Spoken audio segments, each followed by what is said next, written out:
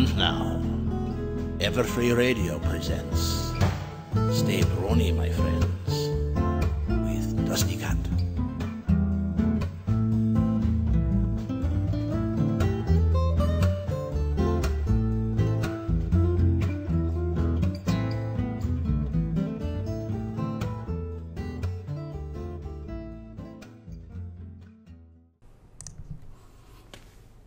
How you doing out there, everybody? The old intro is there. I'm sure you guys kind of almost forgot about that one, didn't you? Amanda Pody did the music for that. It was a beautiful thing. But this week we had a bit of a problem because in cleaning this wonderful house that is for sale that we're moving out of, somehow my editing box got zapped. Power supply, motherboard, CPU, dead.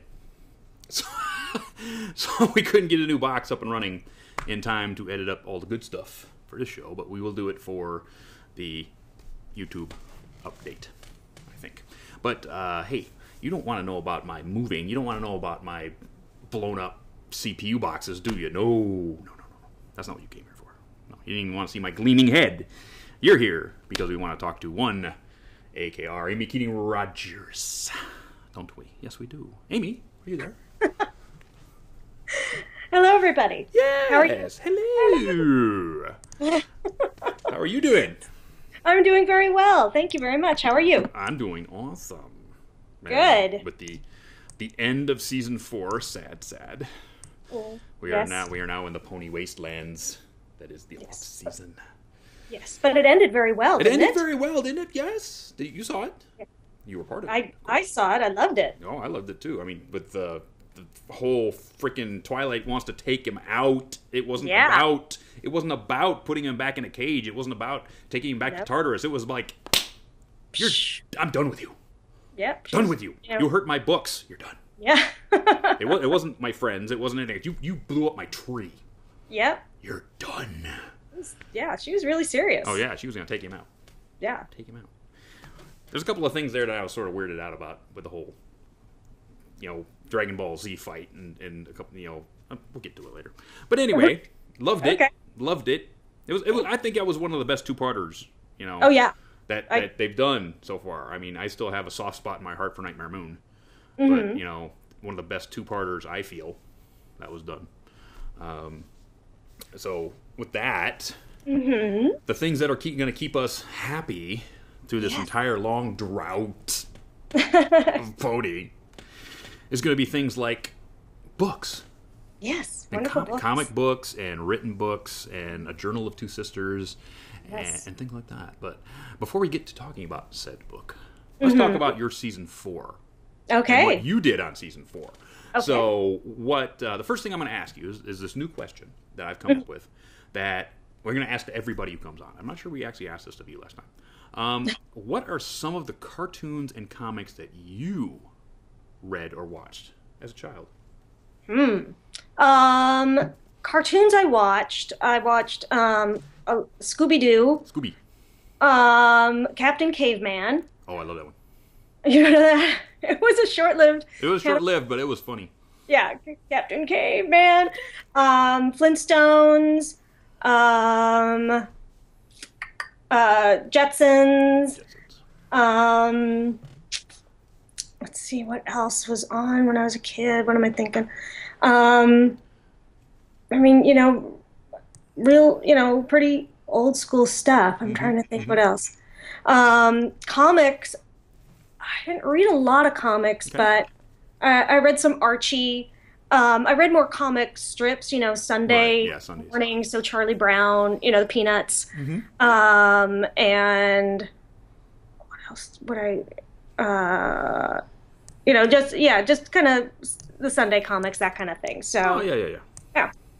But I mean, I didn't expect to get into animation. I mean, the Saturday morning cartoons were a staple. We didn't, when you and I were young, they didn't have the cartoons like they have today. No Cartoon Network or any of that. Exactly. Basically, you had Sunday morning or Saturday morning, and that was it. If you missed Saturday morning, you were done for the week. Exactly. There was no I love Schoolhouse Rock. Oh, yeah, Schoolhouse Rock. So Conjunction junction. exactly. What's your function? Mm-hmm. They need to bring those back. I mean, come on. Yeah. I mean, that was cool educational stuff. I mean, Yes. bring it back, make it hip, make it new, and bring it back. Sort of like LeVar Burton is doing with Reading Rainbow. Did you see that this week? Mm-hmm. Oh man, I did not. You didn't see that? Okay, he'd started a Kickstarter to bring back Reading Rainbow. I didn't realize he was doing that again. Yeah. I didn't know. So he's bringing it back. He did a Kickstarter wanting $1 million, just $1 million. Okay. Just restart this. He got it in 11 hours. Holy moly. On a 34-day Kickstarter. It's now over $2.5 million. Wow. Good for him. So he's trying to bring it back to the schools as a subscription-based program. So basically, all kids can get Reading Rainbow again. And it's wonderful. I love it. More power to him. That's awesome. Absolutely. Good for him. Okay, let's go into, how about in testing, 1, 2, 3. Yes. How much of the history of the Wonderbolts was basically you? And how much came from Hasbro? Are there certain things that they told you that you had to put into the history, or is it mostly the writing team sat down and go, what would the history of the Wonderbolts be? No, it was me sitting and making up stuff. Really? Yeah, it was me here. You can't see where I am, but it's me. It was me in my office here in my house making up stuff. Well, that's cool. I thought basically because it's such a huge part of the origin story of a major character arc that Hasbro would have their fingers in it a bit more. Yeah. Cool. I mean, I went off of, what would make sense logically. When would the Wonderbolts have originated? I knew kind of what Lauren, had thought of with the Wonderbolts, and so I kind of went from there, and I said, okay, well, what was logical? And Megan and I talked about it obviously in the story meeting, right? And then I, went from there. So yeah, it was just me sitting and making up some stuff, whose idea was it for General Firefly? Me. Nice. Loved it. And I know some people got their knickers in a twist about this, but it was based off of Lauren's handle on Twitter, but people were like, "Oh, I wanted it to be after the G1 pony," and it wasn't, and people were crazy about it. That some chick hates me because of it, and whatever. Exactly, whatever. But Lauren's handle is based off of the G1 pony, so kind of by transference it is. It is. But you know what? It's still a wonderful, either way, it's still a wonderful nod to the person who actually, gave us G4, and it's a wonderful nod back to G1. So guess what? Exactly. And the point was that Lauren created the Wonderbolts. Yeah. And that was the point, is that, to me, that was the point, that she created the Wonderbolts. Yeah. So give it to her. I mean, come on. Wow. And I was so angry about that, I knocked my freaking earplugs out of my head. But, okay, let's see. What else? The trickiest thing was coming up with all those names. Stuff that Hasbro could actually, use. Right. Easy Glider. Commander Easy Glider. And Flare de Mer. And, just coming up with those. Yeah, that was cool. In fact, the costume for Easy Glider is so cool.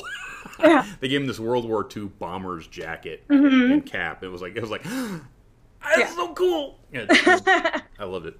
Okay, next, there was everything you did this season had music, right? So even in this one, you had the rap and history of the Wonderbolts, which was hilarious, by the way. Thank you. How much fun was that to come up with? And there was a certain style of artist in rap you were trying to emulate when you did that? I love writing raps. I don't know why I love writing raps, but I do. And they totally ran with it, and it was awesome. I know Andrea practiced it before she went into the recording studio. And so, because it's, you want to go in there and know your stuff. You just don't want to just go into the recording studio and try and do a rap. And then, so then they really went for it. I knew that she could pull it off. I had every ounce of faith in her. And and that it was so Pinkie, Yeah. and that, in going through, what would each of the ponies, how would each of them learn? And it was like, well, of course Pinkie's going to learn through rap. Yeah. Sing all the time. Yeah. And so, Moira, for her, in California, you do, in fourth grade, I think it is, you do a mission, you do a project on the California missions. And I helped Moira write a mission rap for her project, and because it's easy for kids to learn things in a rap, and all of the kids in her school, in her class, knew her rap, right? Because of that. I just like, I think it's fun to rhyme things, I guess, which is why I like writing the songs.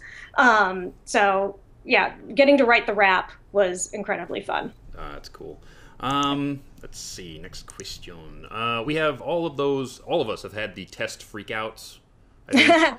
Care to share one of your more epic personal test freakouts with us? Because this was written too well. You obviously have had a freakout about testing. Oh, well, I am a middle child, and I'm sandwiched right between two incredibly smart people. And I'm not, that's not to say that I'm not a smart person, but I had to work incredibly hard to get good grades. Whereas my younger brother is quite technical. I mean, he is a genius. Like IQ genius. And my sister is also, to just tell you, my sister went to Harvard, my brother went to Yale. And my sister is, my sister's a pediatrician. She's incredibly smart. They were both valedictorians of the high school. Wow. I wasn't. So, I was always freaking out because I always had to just work really, really, really, really hard to get, especially in math, passing grades. My mom was a math professor of a college. And so before she met me, my mom thought that anyone could learn math. And then she met me and realized that some people can't learn math. And so I made her appreciate that some people try really hard, but they can't learn math. So I had lots of freak out test things because, but I always tried really hard. And that was the point, was that I always, as long as I tried my hardest, my parents, were cool with that. So. Yeah, I think it's actually been proven now that some people are more math-oriented and some people are more writing-oriented, which are completely different things. Yes. Most musicians are math, whiz kids, because almost all of music is math. Right. And then you've got writing, which is completely separate, a brain pattern. So, right. Both halves of the brain. So they've actually proven it now, if I remember an article I read.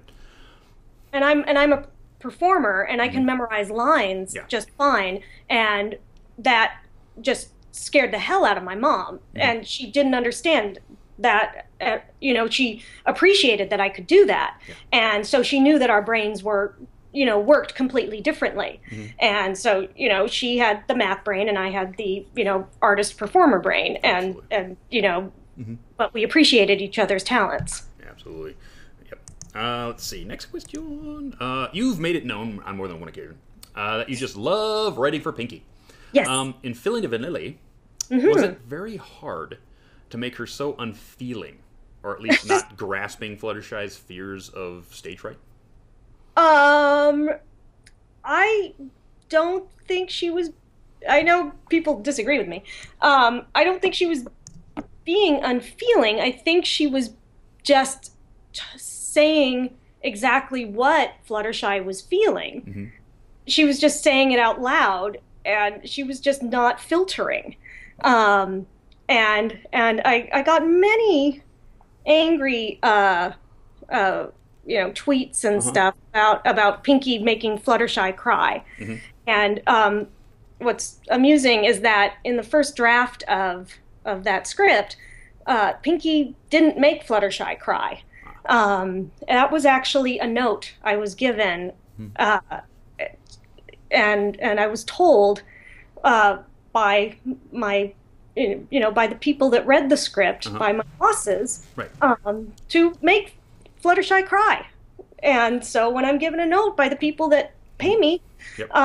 I make Fluttershy cry. So it was a change in the script. Yep. It was they said push her emotionally and make her cry. And so Pinkie made Fluttershy cry.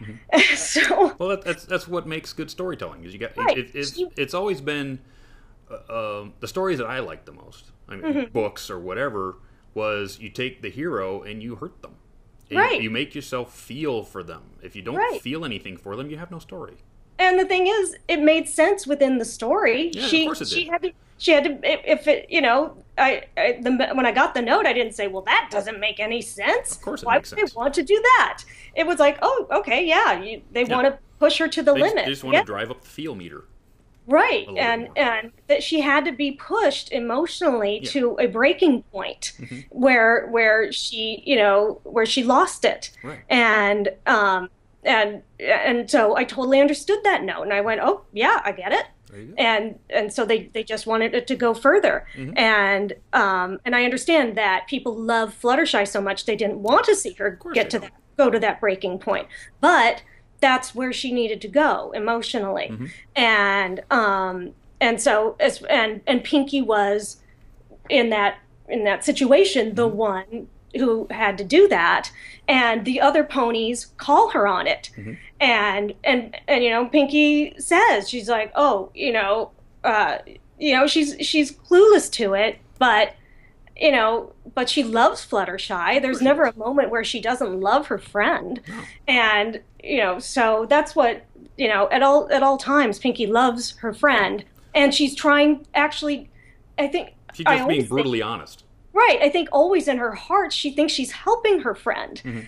And so it's just one of those things that she's, to me, I never thought of her as being unfeeling. I just thought of her as being Pinkie, and and I said this before, the same way she is with Cranky Doodle Donkey when she gets up and says, does anybody has anybody seen the toupee for this really bald donkey? He's really, really, really bald. Really bald.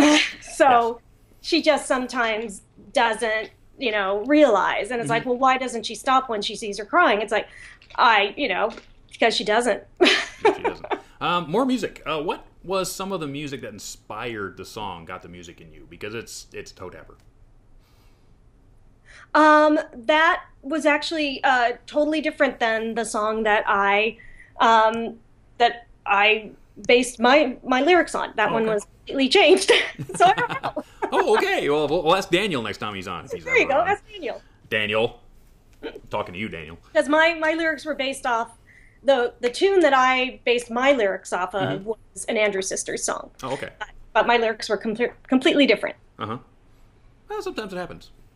Oh, yeah. And that's totally cool. That's what happens. That's the process. Totally happens. Okay, next question. Segura. Segura's back. Love it. She wasn't in the season much. We need more Segura. No, she wasn't. She wasn't. We need more Segura. But yeah, she was there in Philly Vanilli. She had the best line in the episode or the season where she says, I can cure this pony that is hoarse, but it will take a longer course. Yeah.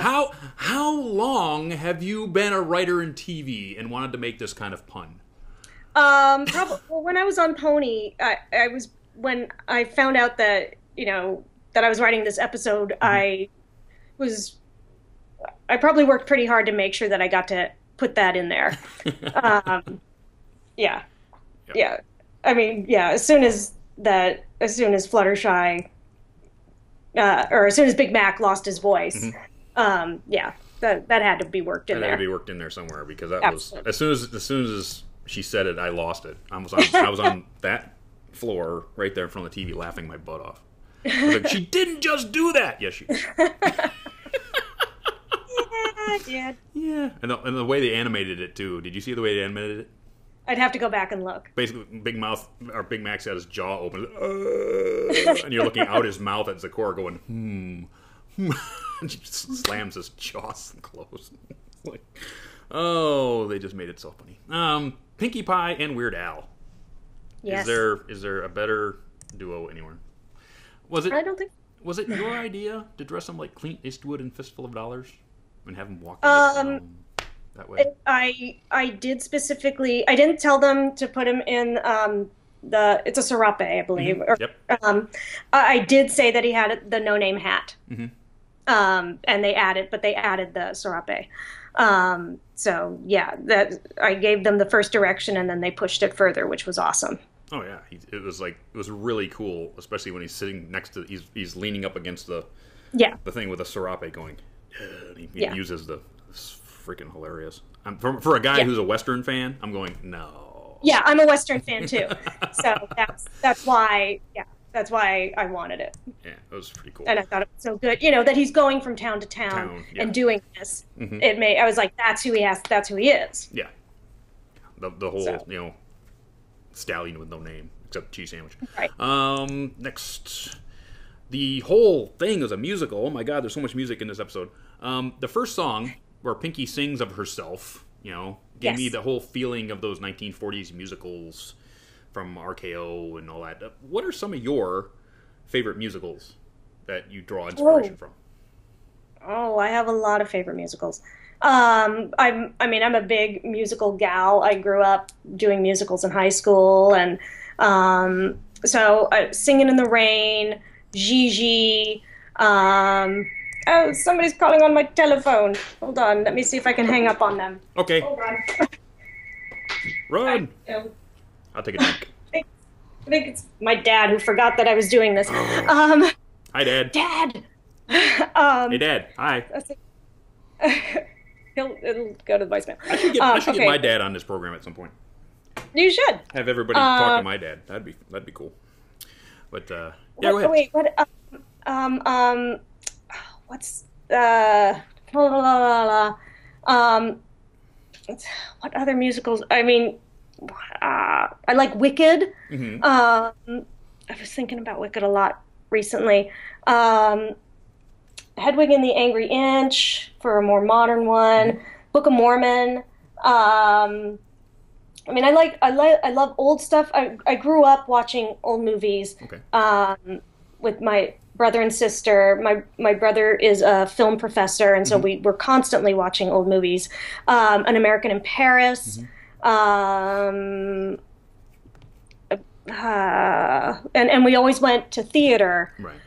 The King and I, My Fair Lady, just so many things. The King and I, Yul Brynner. Yes. With Yul Brynner. Oh.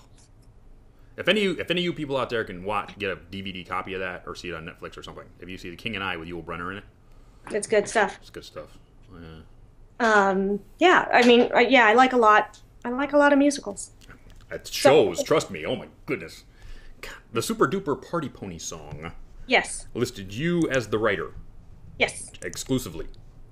But was it more of a collab between you and Weird Al on that? Throwing in cheese, singing Pinkie's song was epic, by the way. But was it more of a together kind of thing? I know it just lists you, but being Weird Al being who he is, did you throw the song at him and he rewrote stuff and it's more of a collab? Well, Weird Al didn't collaborate with us at all. No? Mm-mm. Wow. No. Did he actually play the accordion parts? Maybe, I don't know. I have no idea. We'll have to ask Daniel when he comes on the show. Yeah. Daniel Ingram, who was the Leo Award winning this year. Daniel Ingram to come on the show at some point. We'll ask him. He won't come on the show because of some reason I don't know. I'm just giving him the business. I have no idea. Oh, and now we're at that place that everybody wants to be at right now. We're going to talk a book called Journal of the Two Sisters. Yes. Other than the Daring Do trilogy by J.M. Barrow, I think this is probably the book the fandom is looking forward to the most. Because now we get some juicy background on Equestria and what happened in those days and origin stories. This fandom loves origin. They love backstory, love origin. So the main question that I've had for this book is, I know that you're an awesome writer, but how much has Hasbro directed where this book goes? They gave me. They wanted kind of one kind of specific thing regarding. I mean, we knew that it was starting with. I'm trying to figure out how to phrase this. It's starting with Celestia and Luna being asked to be the princesses of Equestria.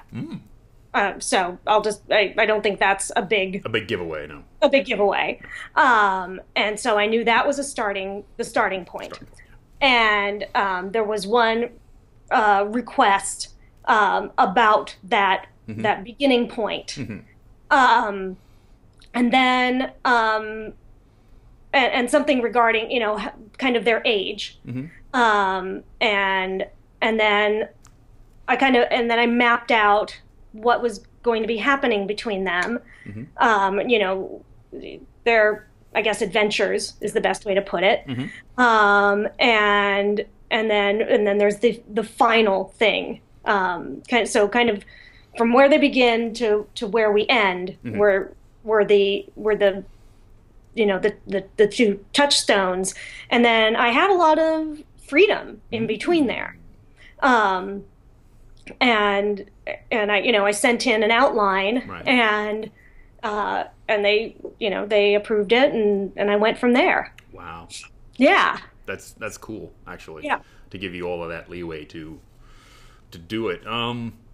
And I actually I sat down with, because it was starting with when they were asked to be princesses, and the only thing I really knew was the only thing we've ever seen in an episode was from Hearthswarming Eve, where we saw the whole thing with they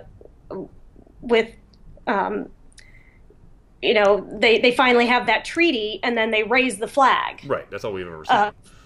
That's all we were seeing. It's like, okay, so we know that they had this treaty, and we know that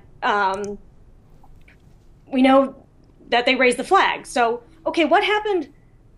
How did Celestia and Luna become the princesses? And how did they get on the flag? Right, how'd they get on the flag? Right, that was the biggest question. Is at the end of the play, they raised the flag with Celestia and Luna on it. They didn't exist yet. Right. What? Yeah, exactly. How did that happen? Question. I was like, what? And so I watched that episode. I was like, oh, I better watch that episode again and see if that helps me. And it didn't help me at all. And so I actually I sat down with Lauren and I said, hey, did you have any ideas how they became the princesses? And she went, let's talk about it. So we talked about it. Whoa. Wait a minute. Yeah. So you're telling me that in this book, this piece, this new book, that Lauren Faust herself and you sat down together and came up with the early fleshing of what happened. We spitballed stuff. You spitballed stuff at each other. Yes. And, things from what Lauren and I talked about, things developed and changed as I wrote, because that's what happens. But it always does. Originally, but when I originally started, I sat down and spoke with Lauren because I thought she was a pretty good person to sit down and talk with. Oh yeah, for this kind of project, because she built the world. I thought she might be a good person to start with. Might be a good person to start with. Let's go back to the person who built the world. Yeah, that would be good. It's just that it's sort of mind-blowing that Lauren has left the show. Right. But would come back and work on this project with you. Well, she's my friend, and so we sat and had lunch. Oh, good. And I said, hey, did you have thoughts? And so we just kind of talked about it. Yeah. And that's very cool that she would do that. I mean, it's she sort of like has distanced herself from the My Little Pony universe to this point, because she's off doing Wander Over Yonder and some other stuff. But it's really nice to have her come back. And I think it makes me even more excited that you two collaborated a bit on this to actually read this book. I don't want people to freak out. It was just to chat and know that I at least was not going off the rails. True to her vision. Right. Be true to the person who brought you to the game. Yeah, Right. and we'll just not like totally going wackadoo. Yeah. And starting from the right general direction. And like I said, I then took that starting point and I went I kind of took the kernel and then I went from there.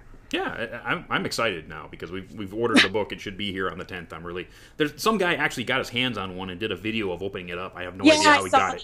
I saw it. I was so scared. I was like, oh no, how did he get that? I have no idea. I'm wondering if he was in Japan because I guess Japan got it sooner. Oh, he might be. Yeah, a lot of stuff comes out in Japan on other times than us. So that could be it. Right. But in going with this book, you're going to be doing a book signing, right? I am. Yes, June 17th on your birthday. Tell us a little about that.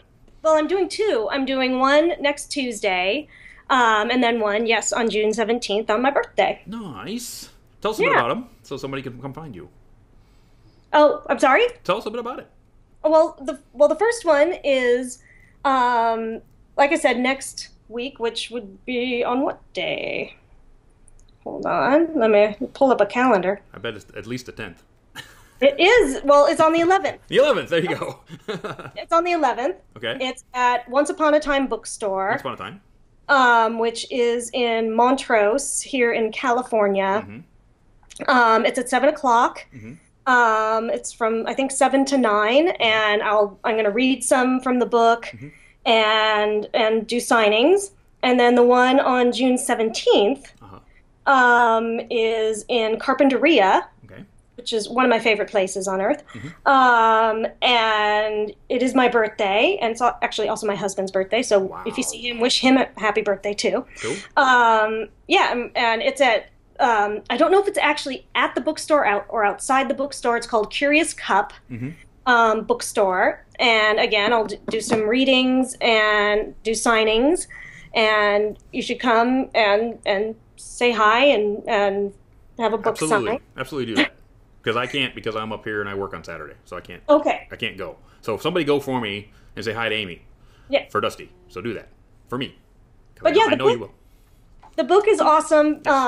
You end up, so like I said, you meet the princesses when they are first being asked to be the princesses. Well, it's before they're princesses. It's when they're being asked to be the princesses, and you find out, kind of how and why that happens.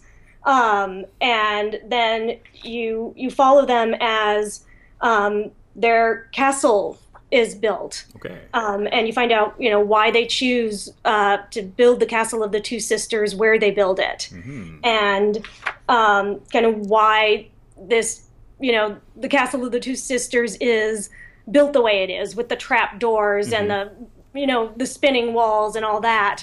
Yes. Why would they build such an odd castle? And you meet a manticore, and you meet griffins. Ooh, griffins. What else happens? Much like in Heartswarming Eve, you come across it's about those. You come across those characters that the ponies play. Yep. Those characters, you get to know those characters that the ponies play. Good. You get to know them better. Nice. For instance, Star Swirl the Bearded. Yes. Ooh. So a little bit more than we see in the comic books, hopefully. I don't read the comic books. He's been in the comic books a couple times, so we'll see some more of him. Okay, cool. So we're going to commercial real quick because we're at commercial time. And then when we come back, we're going to talk about convention season, and then we're going to go into charity work. And after that, we're going to get Screwball in the call, and all you people get to ask your questions about Season 4, about this book, but not about Season 5. No. Okay. We know that the writers' meeting happened. I know that. I didn't get my invitation, by the way. She said I was going to invite it. No, didn't get it. But, yep, writers' Summit happened. We know that Emmy Larson has his paws in it this season, and we know that, but that's about it. And that's all we really need to know right now. That's going to be awesome. So we're going to go to commercial, and we'll be back in just a few minutes. And stick around, because you'll get to ask your questions just a little bit. So be right back. It's harvest season here at Sweet Apple Acres, and the You Pick Apple adventures have begun. You can make the most of this opportunity by getting a bushel full of the plumpest, juiciest apples this side of the Everfree forest. Whether for a homemade apple pie, delicious apple fritters, or fresh off the tree, it all begins with a visit to Sweet Apple Acres Apple Orchard. Go visit with the Apple family, a short trot southwest of Ponyville. Applejack. Well, how'd it do? Granny Smith. Apple Bloom. I want it now! And Big Macintosh. Hey, yep. Will treat you like one of the family. Fresh apple cider? Try our 10 varieties. Apple pies and dumplings? Mouth watering. Sweet, red, delicious apples? They got them. Tart Granny Smith apples? You'll find them there too. No ladders needed. Just rear up and pluck you some of the sweet apple goodness that graces the plates of our princesses Celestia and Luna. And remember, our apple stand can be found at the corner of Appleton Road, right near Quills and Sofas. Apple cider donuts, fresh apple butter, and apple juice. It's always a family adventure at Sweet Apple Acres. Would you look at them fancy duds you can get from our friends at WeLoveFine.com? Shoot! Hats, bags, and posters too. They got everything you could ever want. Except apples, of course. So mosey on down to WeLoveFine.com and rustle you up some Sweet Apple Acres Sunday best. Yee-haw! And we're back. And that is Sweet Apple Acres down there southwest of Ponyville. It's a little early in the season for apples, but I think they got some in the barn from last season. Deliciousness of apples.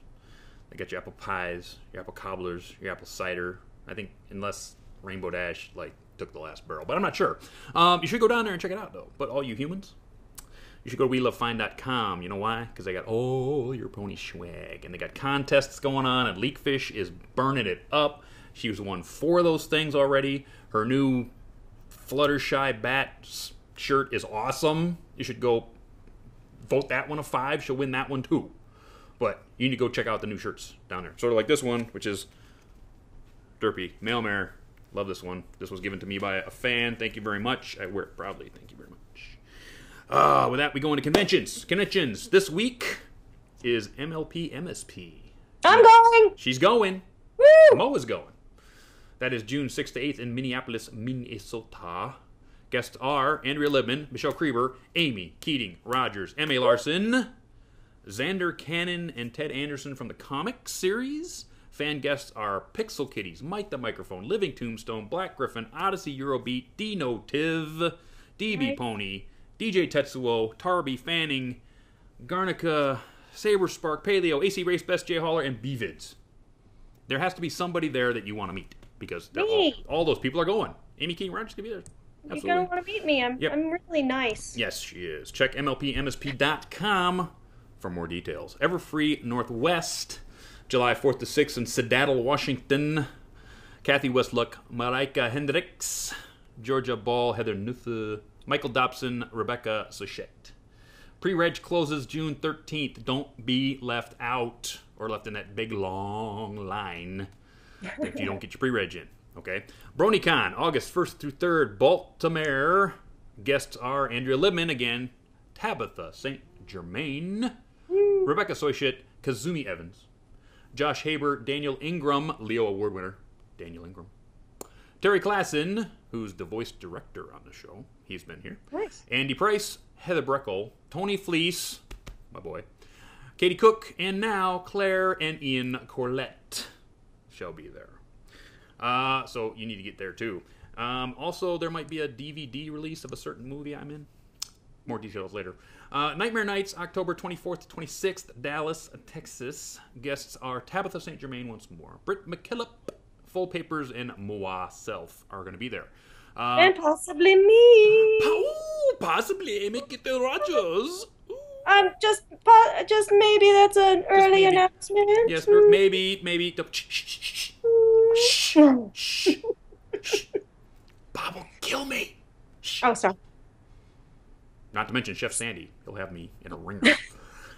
More is happening this summer. Oh my God, TrotCon, Big Apple PonyCon is also this weekend. Crystal Fair, Brony Expo, Fiesta Equestria, Buck, Grand Boney Gala, GalaCon, Brony Can, Chequestria, Czechoslovakia has one now. Brony Fanfare, Sydney, Australia, LunaFest in Europe, Ponyville Cider Fest, and Brony Scott in Scotland. If you're anywhere in this wide marble that we live on, there is a PonyCon somewhere near you. Go! It is a wonderful time. You know, I wish I could go to all of them, but I can't. I have a real job. So, yes, go to these cons and support them because it's a wonderful time. So it's go fun. Check them. It's fun. Go check them out. Sure. And so that is all the conventions that are happening this summer. Into charity. Last show we had Fluffy Mixture. Flufflepuff was here, and because he's from the Philadelphia area, we did Phillyabundance, which is a Philadelphia food bank, which helps people year round. Like 70,000 people they help. So we did really, really well. We raised 760 bits on a 500-bit goal, and that gets all of the everything that we get to give away right now. So let's see, where'd they go? Here they are. Ty Rainbow Dash. Check her out. And then we got these pop-outs, which are kind of cool. You draw on them, pop them out, and you put them on your desk. They're kind of cool. And let's see, 5 packs of the Pony card game right there. 1 GM Barrow card, which you can or can't use for this game. I don't know, but it's kind of cool. And then, oops, I'm knocking stuff down. I'm hitting everything. Then the Rainbow Dash lounge pants from Target. These are cool. They're comfortable. You know why I know? Because they're on my butt right now. So these are cool. And then, also, because we broke 500 bits, this piece of original art, MLP Villain Set, Discord and Chrysalis. This is an original piece of art by Termrin. I'm not sure who that is. I got this from somebody. This is original art. That's also going to you. And I have, where's my hat? Where's my hat of names? Oh, there it is. It's over here. Hat of names. Right here. Dig. And we got this one right here. This name is Jamie Voss. Jamie Voss.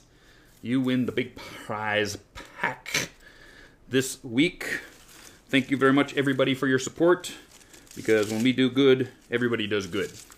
So, get rid of the names. We're going to put on our new beret, where Guns actually made this thing look awesome this weekend.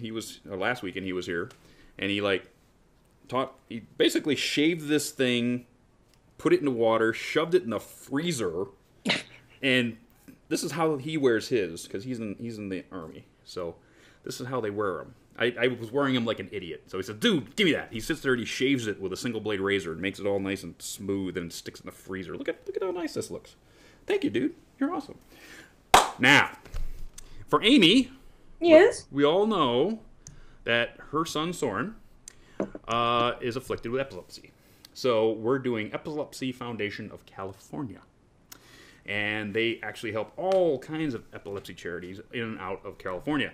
So with that, giveaways, if you go over to manlysbrony.com, click the link. You remember, you have to register on manlysbrony.com. Then you register at First Giving and give your bits. For any bits whatsoever, it comes up with stuff right here. So another 5 packs of the game. This thing is hot. Everyone loves the game. And Bot117 over in England has been sending me these. Thank you very much, Bot. And to give to you guys. So thank him if you see him in the chat. These are coming from him. Another GM Barrow card for that game. She left me a ton of these things. So, and then also GM Barrow autograph picture. Autographed by GM Barrow and drawn by Pixel Kitties. So, can't get these unless you see GM at the conventions. Not only that, I actually got another Funko Pinkie Pie when I was buying boxes the other day. So I'm going to throw that in because Pinkie Pie is Amy Keating Rogers' favorite character. So I'm going to throw that in. Woohoo! Now, if you break 500 bits, one more time, I got one of these over here. They actually set it aside for me over where I buy these because I'm a cool dude. kind of sometimes. But how about this? You know what came out over the last couple weeks? These. This is a Applejack Funko. Not only is it an Applejack Funko, it's the Crystal Applejack Funko. Not just any Funko, the crystal one. Everyone's looking for these crystal ones. Guess what? It's right here. So if you put some bits down over at mailingsborn.com, you get a chance to get that prize. So tell all your friends to get over there and give a couple of bits. Once we reach 500, that's in play, along with all the other stuff. So, and then we're going to do some good stuff for everybody, including Soren. So get over there and give a couple bits. And with that, we're done with charity. And I'm gonna get a drink right now. That was a lot of talking. That was a lot of talking. That was a lot of talking. I think it'd be getting easier after a couple of years doing this, but no. I need more practice. I need to talk some more. Everybody's telling me to shut up, but no. Now, hey Amy. Yeah. I've lost Screwball again. Oh no. No. Wait, can you call for Screwball? Screwy. Screwy. See him on the thing. Where is he? Screwy. Screwy. Hello. Oh, there he is. There he is. Screwy's here. I love keeping that pause so that you think that you actually lost me. I've lost you on the call again. Screwy's here. So, Screwball, how's your week been, my boy? I've been gaming the whole time. Yeah, you got that new game, that new one with all the Watch Dogs. Watch Dogs got all the Brony drops in it. Oh, it has a lot of pony references. Pony My references goodness, everywhere from what I'm seeing. I managed to find the Trixie keychain with that she's wearing. What's his name? The good guy's suit. Okay. And I just went nuts. I'm like, oh my goodness, it's actually real. And then I also saw once, like, you can actually check out biographies of people, and one said a guy said he joined a furry convention. I'm like, oh, they got furry references in this too. Oh, that's funny. I saw the EQD reference. Yep, with the engine. I never had a chance to find that one yet, but cool. I did see a bunch of, like, I love reading biographies and people because there's all sorts of references to pulp culture and that sort of thing, and it's amazing. Cool. Hopefully one of them says, listens to Stay Brony, my friends. Every other Monday. That would be so awesome. That'd be cool. Because they got the radio show on there, so it'd be funny if they did that. You know what? What? If they come out with mods, I'll totally mod that into the radio station. There you go. So who has questions for us tonight? Oh, I got a bunch. I'll bring this one first from Pink Pearl Apple. I never knew this myself, but are you guys going to be getting the My Little Pony Complete Series Generation 1 on DVD coming out September 30th? It's what? Yeah. I had not heard this. I had not heard that this was happening. I'm gonna have to double check that. I just might. I don't know. I may. I think I more want to buy the Tyrek movie, right? And see that. I'm not sure I want to see the entire Generation 1 season. I'm not sure I would do that. But if I could buy a DVD of the movie Tyrek is in, I'd probably buy that. But that's just me. What about you, Amy? Am I going to buy Generation 1 DVDs? Yeah. No. I didn't think so. I didn't think so. Me myself, I'm not sure. I know one of my friends probably will because we've watched a couple of episodes together because we wanted to see what some of the villains were like, and some of them were really eerie. Yeah. They were some weird villains back then. Weird. Next. So this one is from Farmain. Amy, are you ready for MLP MSP this weekend, and what are you looking forward to there? I am not ready at all. I really need to get my act together. I'm kind of freaking out. Yeah, my computer needed to get a new hard drive today, and I need to get stuff ready once it's all better. So, no, I'm not ready. But I will be. I hope. Yes. So what are you looking forward to at the convention? Oh my gosh, I'm looking forward to, well, I always look forward to doing panels with Larson because he's hilarious and awesome. Yeah. I'm looking forward to the panels I'm doing. Well, I'm looking forward to my panel. I'm performing. I'm saying this. I'm so nervous.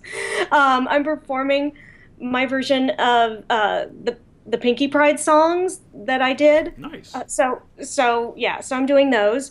And then we're doing a screening of my Jason Bateman Thinks I'm Dead movie. Ooh, I know. So yeah, that's happening Friday. We're doing the screening, and yeah, that's going to be really cool. And then if I can really get my act together, and I have to, then it's going to go up on Vimeo right after that. So hopefully people won't record it and pirate it when they're watching it, because that'd be silly, because it's going to go up on Vimeo right after that.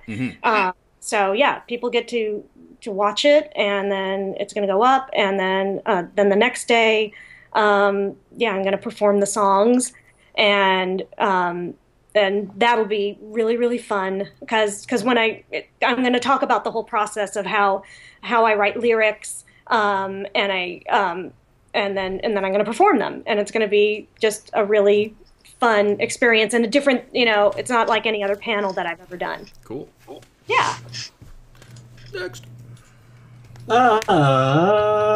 Actually, also, Firemane's birthday is actually this Wednesday on the 4th. Oh, cool. Yep. Happy birthday to him. Happy in the birthday. future. Happy So I'll say birthday to happy him. When I see him.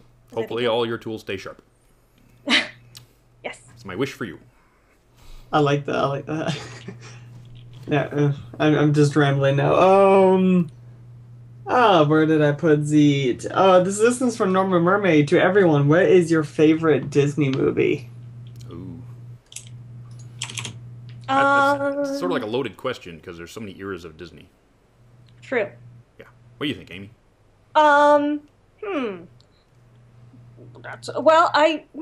like Mary Poppins. Does it have to be animated? I like Mary Poppins. Any Disney movie. Any Disney movie. Yeah. I like Mary Poppins. I'm trying to think of other ones that I like. I like The Little Mermaid. And that has a lot to do with like the time in my life that it came out, which was when I was in college, and so that was a cool thing. What other Disney movies? I don't know. You guys answer. Yeah, what you're thinking. I think I don't love The Little Mermaid, but I like it because it brought Disney back. Yeah. It was the movie that brought Disney back on course. Yeah, and I think that they lost their way. Yeah, and I think that's part of it. They really lost their way. And I wouldn't say that I love that movie because of watching the movie. I think I loved it because it told Disney that this was the way to go back. Right? Without Little Mermaid, we wouldn't have Lion King. We wouldn't have Cars. We wouldn't have any of these really great movies that we have today, because Disney would have went down the toilet. They were on the verge of bankruptcy. They were going bye-bye. But Little Mermaid brought them back, so we wouldn't have Maleficent. And Angelina Jolie's wonderful movie this weekend. We wouldn't have that. Right. That's what brings it back. But my favorite movie of all time, and I almost hate to say this, but it's Don Bluth's Robin Hood with the foxes. I mean, I know it was cheesy, and I know it was rotoscoped, and I know it was all of that, but as a kid, it was one of my very favorite Disney movies when I was growing up.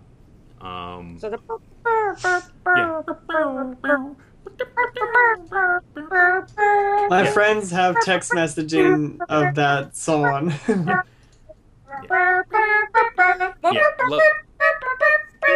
Moira joined in. Yes. Hey, Moira, how you doing? I'm good. Awesome. Congratulations on graduating, by the way. Oh, thank you. Oh, wow. Congrats. Asian. Yes. If anybody doesn't know, that's Moira. Moira, sorry. Mo. I just call her Mo. It keeps me out of trouble. So, yeah. So, Mo is graduating 8th grade. Woo! Tomorrow. Yes. Yes. And she'll also be in Minneapolis. Also be in Minneapolis, so you can meet her. Yes. Say hi to Mo. Wonderful Mo. Next. Ooh. let me. Sorry. So I'm bringing this up since you brought it up, Dusty. This one's from Illumabelle. A question for all: have you all seen Maleficent? Yes. No. No. I won't say anything about it then. Not a thing. Give your rating at least. What was it good? I give it an 8. Ooh. There's only like 1 or 2 scenes that really stood out to me that were off, but the rest of the movie was pretty dang good. So, but there was 1 or 2 scenes which sort of threw off the whole overview of the film for me. But everything else I loved, right? But there was like 1 or 2 scenes that sort of like, I wish they had done another way. But other than that, wonderful movie. I give it an 8. That sounds good. And Maybe you know I what? should. I'm not gonna give anything away, but there's a twist in it that you're just gonna go, what? I love twists. What? Yeah. So go see that movie. And back to your other question about Disney. If you're talking Pixar movies, I like WALL-E and I like Up. Yeah. But then I cry a lot. Oh, I cried at the start of Up. My goodness. Oh yeah, I'm a hot mess. When I Oh yeah, I'm a very emotional guy. Like heck, even the start of Watch Dogs, I bawled my eyes out because of a certain scene right off the bat. Like not even 10 minutes into the game, and I had to pause the game because it was just so heartbreaking off the bat. And that's how I am. Like games, movies, TV, anything, I will cry. Okay. Next.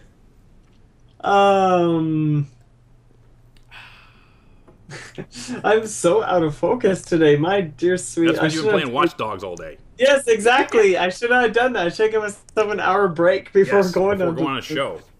So this one's for Dark Amethyst. Question for Amy. Overall, what episode was your most favorite to write for in season 4? I really enjoyed testing 1 2 3. Yeah, I did too. Yeah. Oh, almost twist. anything with the Wonderbolts in it is gold to me. And I really liked it was the simplicity of it being the 2 characters, and I really haven't written for those 2 characters a lot, and them bouncing off of each other was cool. Yeah. And I liked the message of that story a lot. I love the way that you wrote Rainbow Dash, because it gave her more of a, She's more of a sports person than she is into school. No, well, that was a lot of, if you want to go back to when I was in high school, that was me. Okay, early in high school, I was sports. Who cares about the books? And then as I got through into my senior year, I actually was in the top 25 of my 300-person class graduating. Nice. But it took me 2 or 3 of those freakouts to realize what, I couldn't go to college and continue playing sports if I didn't have good grades. Right. So basically, it was like, if I want to continue playing sports, which I love, I better get good grades. It was the same way as she wants to be in the Wonderbolts. She has to get a good grade on this test. Period. Right. End of sentence. If you don't get into college, you don't get to play sports. If you don't take this test, you don't get in the Wonderbolts. Same thing. And it gave her more of a, if you want to call it that, human quality. Whereas up to, the middle of season 2, she was just a cardboard character. Right? And now this is one of the episodes that basically gives you more of a feeling for the background of Rainbow Dash, which makes her more of a well-rounded character, and I love that. So, and I'm not just saying that because you're on the show, because I really did love that episode and how she was portrayed. So cool. I'm trying to sound intelligent here, but I'm a biker. I'm sorry. Next. I think you're intelligent, Dusty. Just gonna you're say just saying that. I'm not saying it because you're on a show. I'm being serious here. I think you're intelligent. Well, thank you very much. Next. So this one, where did they put you? Ooh. Okay, so this one is I like this. So this is from Flare Cobra. If you could show only one episode to someone to get them into Friendship is Magic, what episode would it be? That's a trick question, because it depends on the person. If that person likes comedies, you show them a comedy episode. If they like drama, you show them a 2-part drama episode. If they like, Easily cancel a wedding for the drama. Yeah, it just depends. I mean, yeah, if you like comedy episodes, I would show them, Twilight Losing Her Mind. If they like, drama, I would show them one of the 2-part villain episodes. especially the latest season 4 finale. You know? So it just depends on the kind of person you're showing that episode to. Yeah, and that I always want to know the answer to that because, like, I want to show family members, and I never know which one to show. Yeah, as long as you show something, as long as you show, I think it comes down to your favorite episode, right? If they're your friend, you know them the best, right? And if you think that they like what you like, show them your favorite episode, the thing that made you like the show. And then if it doesn't work, or you say, well, here's some other styles of writing in the show. I mean, right now we got 4 freaking seasons. We've got 3 26-episode seasons and 1 13-episode season. There's enough episodes out there that you'll find one. I mean, we have enough episodes now that I have to go back and do research. Okay? The first couple of seasons, this show was easy. I knew all the episodes. Now there's like 100 stinking episodes to remember. And it's like, wait a minute. I spent like 20... I spent like an hour and a half today researching today's episodes, so we could talk intelligently about it. So it's getting tougher around here, boys. Wait till we get another 26 episodes in and go, what? I can't remember what happened in season 1. That was so long ago. Well, that's why we're doing there's a bunch of us that are currently doing what's called Pony Rewind. Pony Rewind. Which is basically each Saturday that we've been going on ever since season 4 ended. We've been watching from scratch of season 1 onwards till season 5 comes out, or even after every Saturday, and it's amazing. We finished. Not Ticketmaster. Was the one that was after it? The one at the Apple Bucking. Well. But we just finished that one most recent Saturday, and it brings back the nostalgia because I haven't watched it in months. So going through that again and having that sort of that hype again of Saturday's here, let's watch an episode sort of thing. Absolutely. I suggest for those who want to just go for it because it makes time fly so quick. These weeks have just been flying already. Next. So this one's from Jamie Thelwell. A question for Amy and Dusty. What is your favorite song to play on an instrument? Ooh.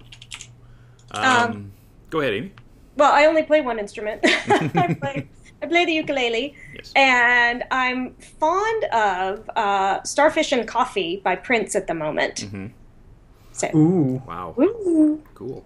I'll be playing that this weekend. Yes, I play bass, and I've actually not played in like a month or so because of moving and the house and all this other stuff going on. So I picked it up when the computer broke. I'm going, I got a perfect opportunity to go pick up my bass.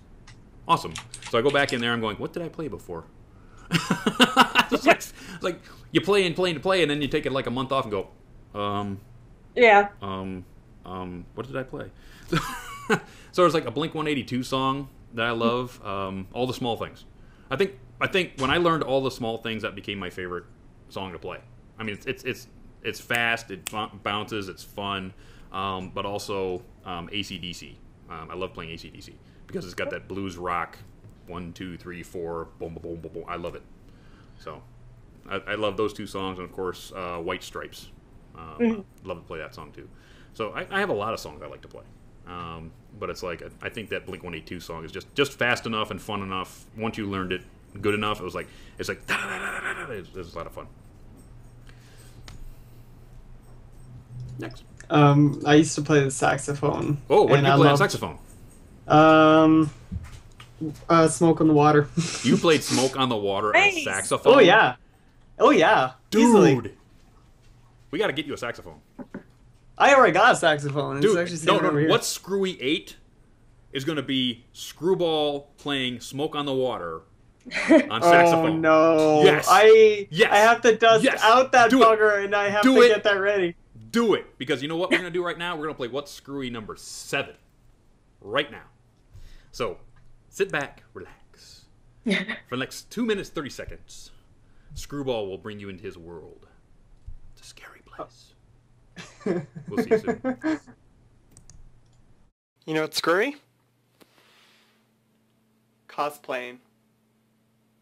Oh, what did I do? Perfect.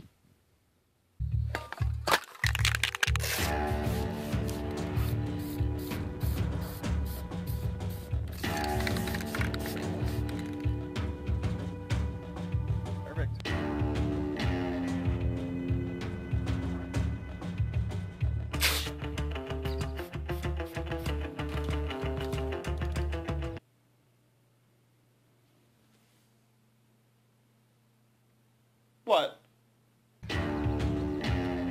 Man with plan,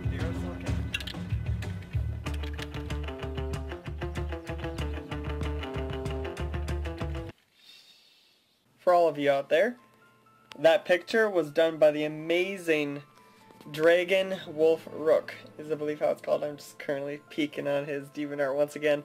Love his work. He makes this amazing art piece right there. I'm currently saying my computer, as you can see. Did it work? That kind of worked? Yeah, it worked. The copyright goes to him, of course. A lot of people are probably wondering, why is it that you're painting on a shed? Well, that was actually Logan's. That's my good friend Logan. He helped me with this whole entire project, and I just like to give him kudos for helping me make the stencils. We all painted that, and it took quite a while to make, as you can see from the whole transition day thing. But the thing is that shed is actually was his.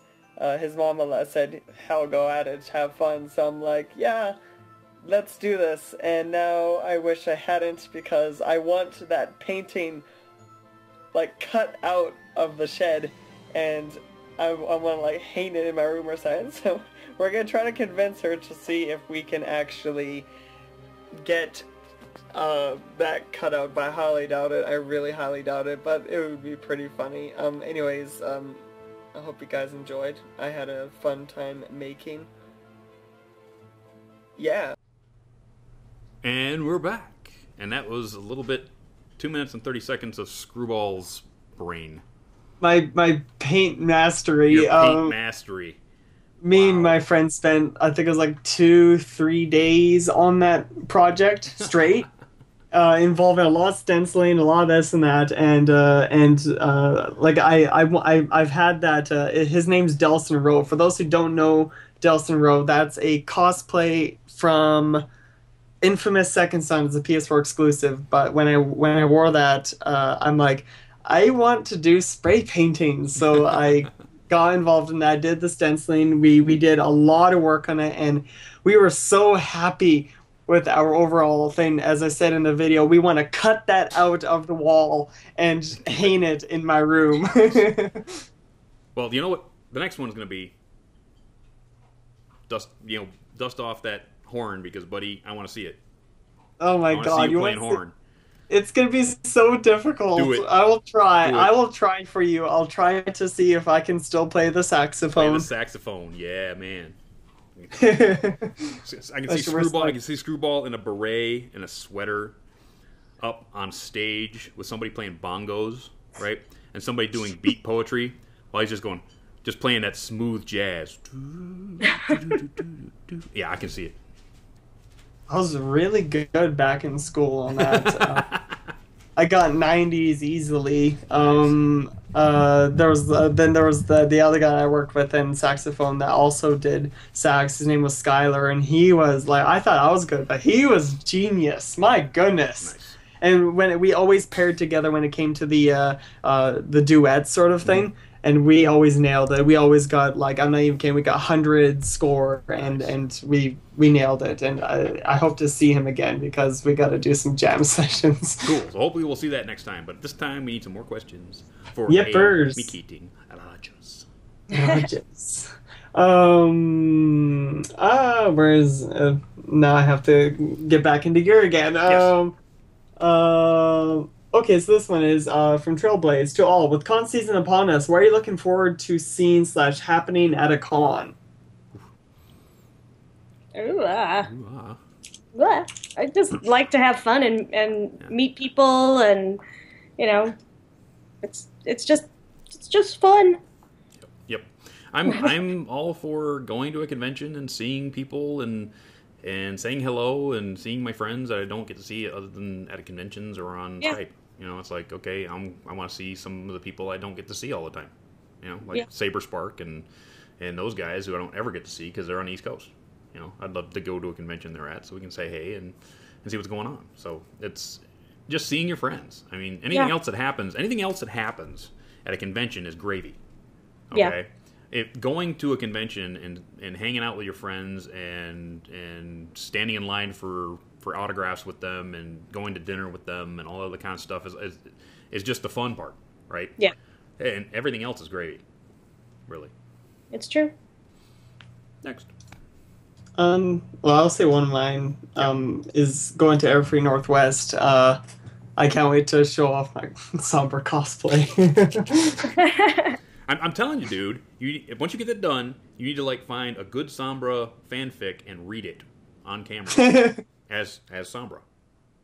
As Sombra. As Sombra. Well, what I want to do is since it's the good guy Sombra and how the comics are going, no spoiler. This isn't really a spoiler. It's known that he's shipped with Celestia because of the comics. I was thinking of getting like a group shot of all the Celestias with me. Like, yes.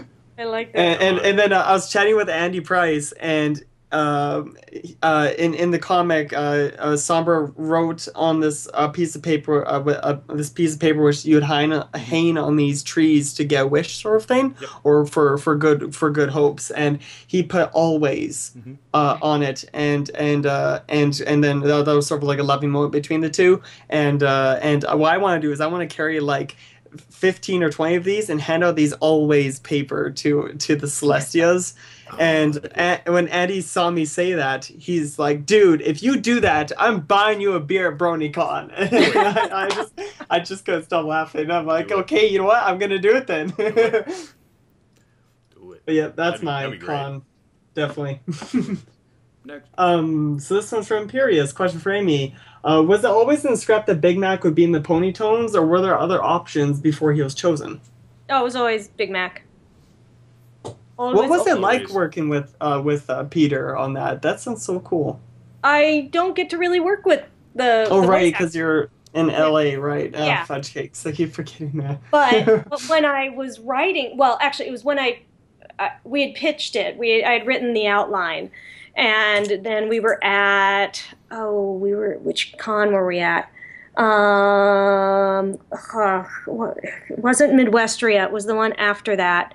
It was Canterlot Gardens, and I was telling Peter about it, and I was saying, "Oh my gosh, if we get this approved, it's going to be so awesome. You're going to dig it. You're going to get to sing," and it was just really cool, because I had met Peter previously, and what's been great about the conventions, because we don't live in the same, they're in Canada and we're in LA, is we get to know these people and their personalities. And it's like, oh my gosh, I want to write something awesome for Peter, and it makes it that much more fun to come up with stories for people as we get to know their personalities, and we wouldn't have gotten that without these conventions. Right. Which is awesome. I mean, I think it makes the show better. Really, in the end, because all of a sudden everybody who's working on the show knows each other.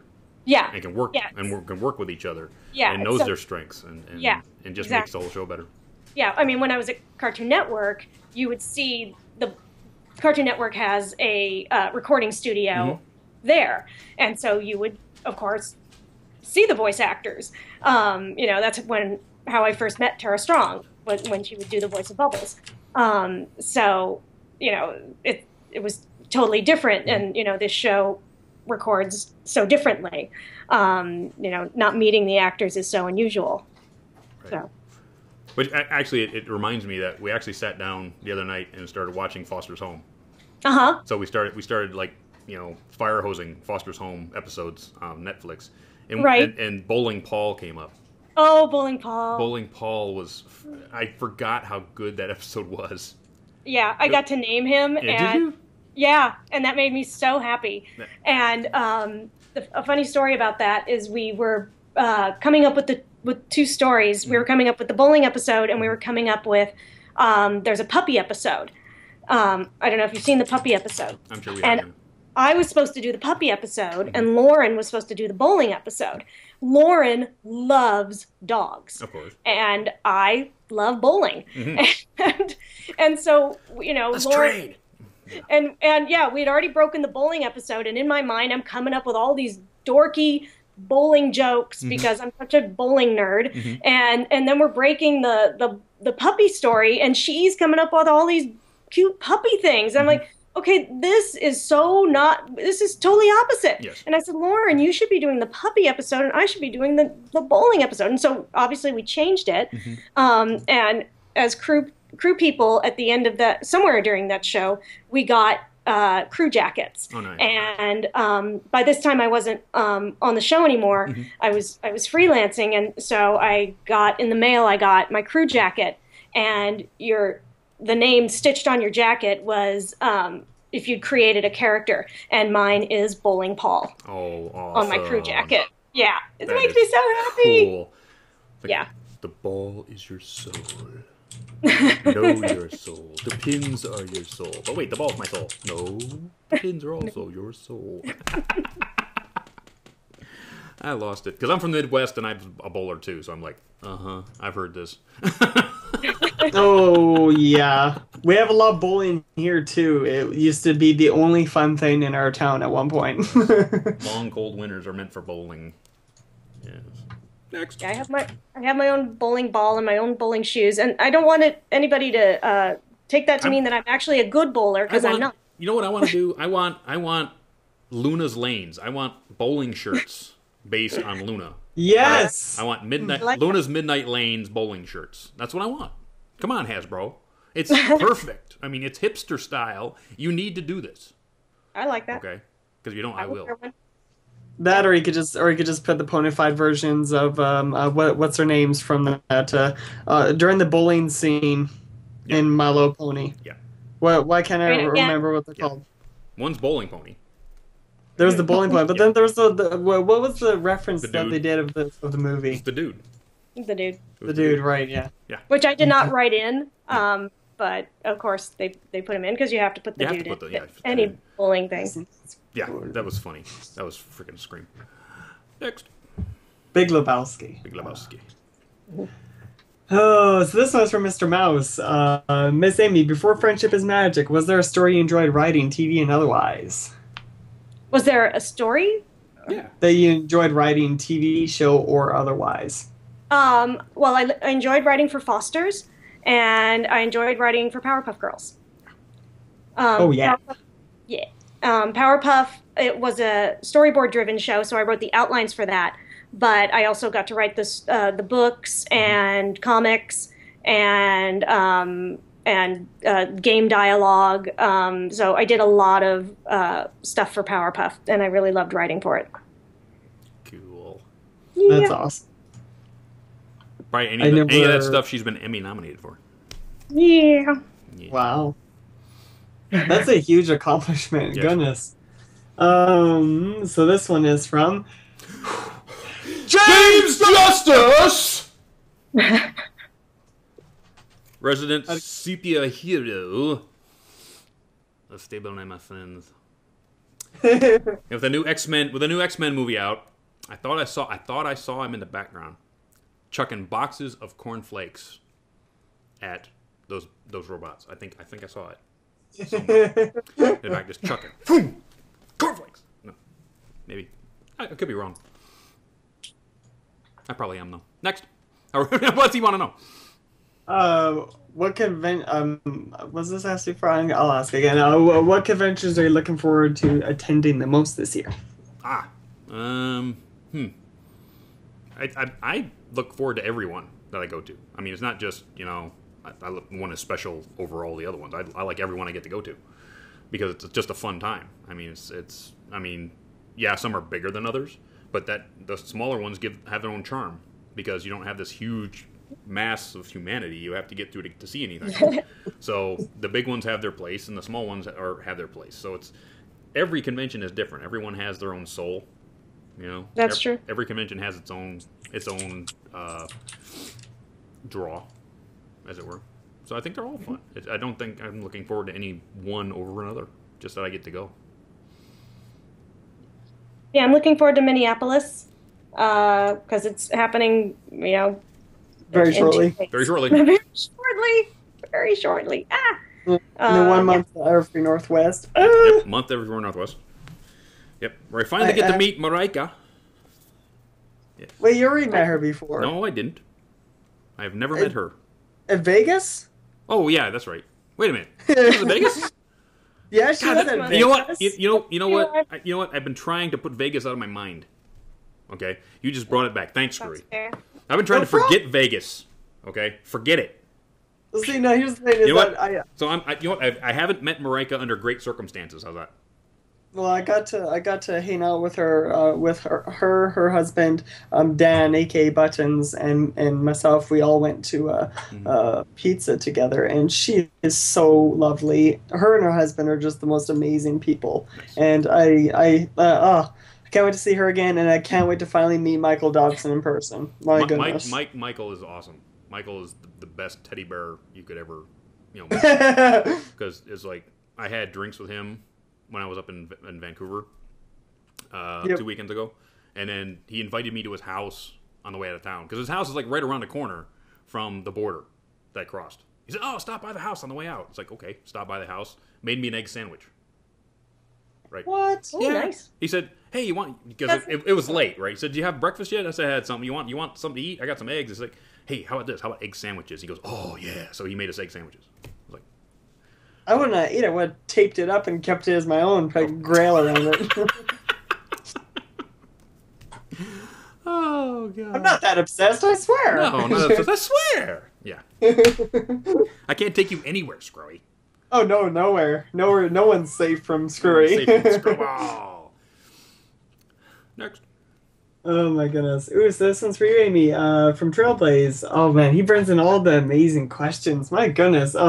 Jamie, how different is it to write a script to writing a song? It's a lot different. You have to, well, for me, I always find an existing tune, generally, or I come up with an original one, and then you gotta rhyme stuff. Oh, and so that's hard. And depending on the song, I mean, you're trying to tell the story and hopefully forward things through that song. So it's very challenging because you have to find the right words and they have to fit the scansion. When you're just doing things in prose, you don't have that challenge. That's why everybody curses me with Zecora because she speaks in rhyme and it's hard. Yeah. Zecora I find easier because it's not when you're going to a tune, it's that much harder. But when you find the right thing, when you find that correct rhyme, it's incredibly satisfying.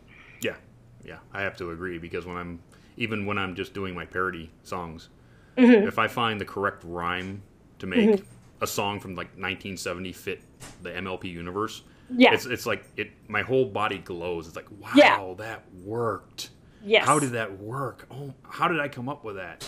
Yeah. It's like when I did Barry You're a Fine Mare. It's like the whole song fit into Canterlot and the soldiers and everything. It just fit the first time I wrote it and went, how did that happen? Yeah. You have that epiphany and you're like, the epiphany is like, wait a minute, remember that song from like 1972? That would fit right here. Let me write something. Oh my God, that'd work. Oh. Yeah. It's pretty sweet when that happens. Oh, yeah. Honestly, some of the best ideas come when it's nighttime. I found that out. Oh, yeah. It's like when you're in bed and then suddenly they just start snapping to it and then you're like, oh my goodness, shut up, brain, let me sleep. Yeah. Yep. It actually just happened last night too. I was doing this puzzle for a game and I could not figure it out. I went to bed. I was up till 1 a.m. thinking like, oh, that's what I'm supposed to do. And I hate those moments and then I can't sleep and then I'm a grumpy person in the morning. I know it's hard to believe it's true. Ooh. Nah, you just talk in your sleep. Next. Yes, I do.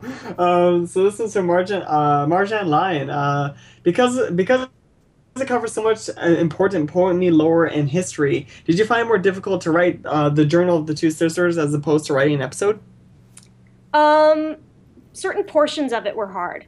And certain portions of it were hard because of things that were set up in the show. And I had to kind of make it work and within I was strapped into things that were set up and so that was what was hard. But then once I figured that out and fit those puzzle pieces together, then I had a lot of leeway within, and I'm sure that'll make sense once people have read it. I'm talking around things very purposely. Yes.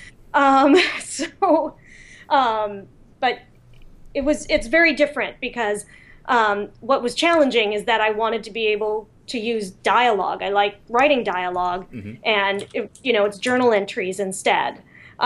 So within there, I think I still had I have dialogue in there because the sisters end up talking to other characters. They meet other characters, and they have interactions with them. And so in their journaling, they recount what they said to these other characters. Yes. And it's interesting. It's gonna be cool. You find out a bit about the Royal Canterlot voice, for instance. So you know what, Screwy? You know what time it is? No. It's the time for the time warp. No. So yeah, it's that time. It's the time for that one last awesome question. Okay, I'll bring in this one from Brony Chef. First, this is his coin. I'm not saying this. First, I must thank Amy for creating the. I can't say this. I'm just gonna call it the mascarpone meringue marzipan. Yeah. which inspired me starting making pony inspired recipes. So he wants to say, yes, he makes these amazing. And like when he made that, oh my goodness, I just want to eat it. Okay, cool. But what he wants to ask you is question for Amy. What was your first thought when you were asked to write for Weird Al? I was really excited. I thought it was a really cool choice. I thought, I approached it as, that this was an incredible character for Pinkie to be able to be challenged by, and that he would definitely be able to keep up with Pinkie, and so I just kind of went for it, and I knew he's such a talented performer. I knew he would definitely be able to handle anything that was thrown at him. Cool. And with that, we are at the end of the program, as sad as it is. So, one thing I want to remind people is that we do have a t-shirt over at Redbubble. You go to Everfree Network over at Redbubble, you'll find our t-shirt, which is right here.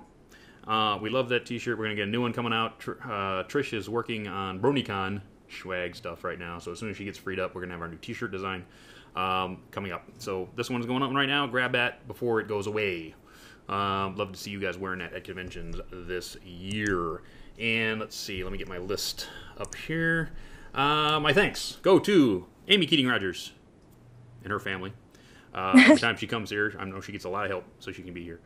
Screwy, Cowboy Dave for making us look good on YouTube. Everfree Network for giving us this platform. Care to Win, my second in command and landlord, and that guy who's bought another house that we're moving into, and my wonderful girlfriend Amy.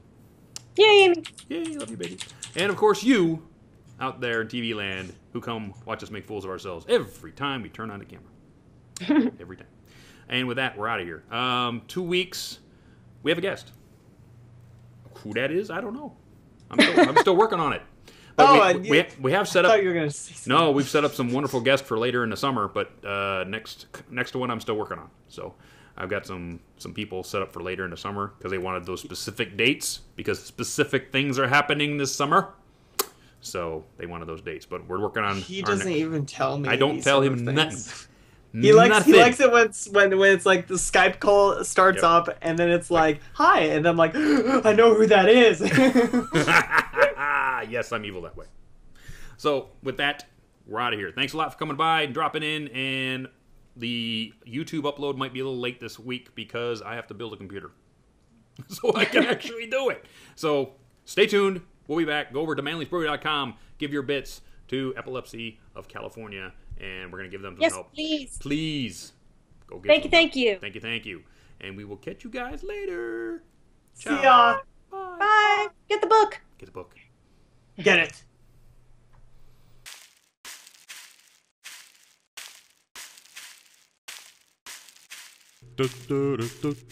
Good night, sweetheart. Well, it's time to go. Good night, sweetheart. Well, it's time to go. We hate to leave you, but we'll be back soon. Good night, sweetheart. Good night. Good night, sweetheart. Good night.